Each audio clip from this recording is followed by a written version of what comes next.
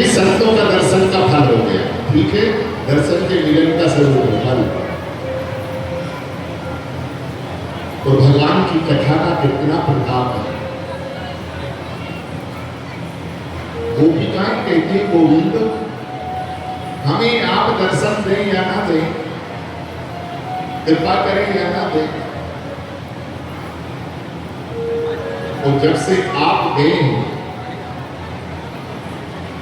तब से हमारा हृदय आपके नाम रूप लीला धाम के गुण कीर्तन करते करते, आपका रसगान करते करते, आपकी कथा रसपान पीते पीते सुनते सुनते, ऐसी नहीं है व्यासपीठ लगती भैया जी, यमुना पुलिन में व्यासपीठ लगती है। व्यासपीठ का मतलब चौकी, चौकी के ऊपर एक गोपी विराजमान होती है पुराणाचार्य के रूप में, और भगवान की रसीली रसीली कथाओं का वर्णन करते हैं। स्वामी गोपिकाएं के चित्त विराजमान होकर के भगवत चर्चा सुनती है, भगवत चर्चा करती है।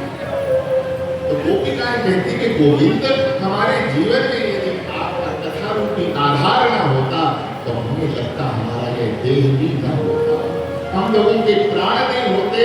केवल केवल इन प्राणों की रक्षा करने वाली आपकी रसीली रसमयी चर्चा है, रसमयी कथा है। जब हम वृंदावन की चर्चा करते हैं तो निवेदन करें साक्षात वृंदावन प्रकट हो जाता है।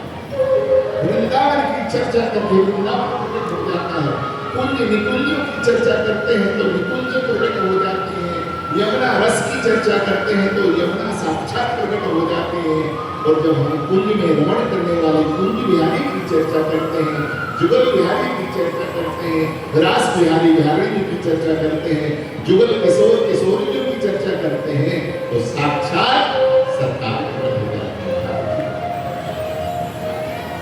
ये चर्चा सामान्य नहीं है।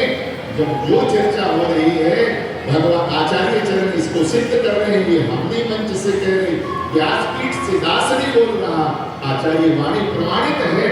नाम वाणी यहाँ श्याम श्यामा कहा, नाम वाणी निकट और श्याम श्यामा प्रकट। तो गोपिकाएं कहती गोविंद हमारे जीवन में यदि आपकी रसामृत भगवत चर्चा न होती, भगवत कथा न होती, तो हमें लगता है हमारा देह धारण करना कठिन। केवल केवल प्राण को रोकने वाली भगवत चर्चा है।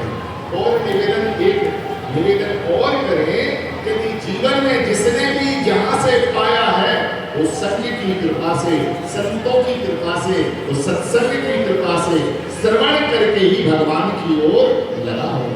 हमारे वृंदावन के कितने प्रमाण हैं, हमारे रसाचार्य भैया जी विराजमान है। आपका तो अपने जीवन का अनुभव है।